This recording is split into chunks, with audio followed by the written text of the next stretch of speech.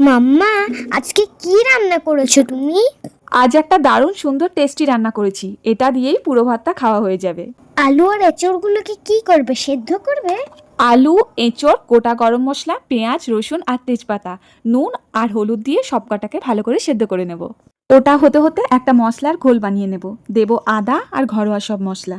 এদিকে দেখো মাম্মা, আলু আর এঁচড় সব সেদ্ধ হয়ে গেছে। সেদ্ধ করা জলটাকে আলাদা করে তুলে রেখে দিয়েছি। এদিকে আলু আর এঁচড়টাকে গোলমরিচ, নুন আর বেসন দিয়ে ভালো করে মাখিয়ে নিতে হবে। এবার হাতে তেল লাগিয়ে ছোট ছোট বল করে ওইগুলোকে ফ্রাই করে নিতে হবে। কতগুলো বল করেছি কাউন্ট কর দেখি। কাউন্ট করেছি তো মাম্মা, 11 বলস হয়েছে। এবার বলগুলোকে ভালো করে লাল লাল করে ভাজা হয়ে গেলে আলাদা করে তুলে রাখতে হবে। তারপর অন্য একটা কড়াইতে গোটা জিরে ফোড়ন দিয়ে পেঁয়াজ আর টমেটো ভালো করে ভাজা হয়ে গেলে আগে থেকে বানিয়ে রাখা মশলার ঘোল ঢেলে দিতে হবে। এবার তো ওই ফ্রাই বলগুলো দিতে হবে মাম্মা।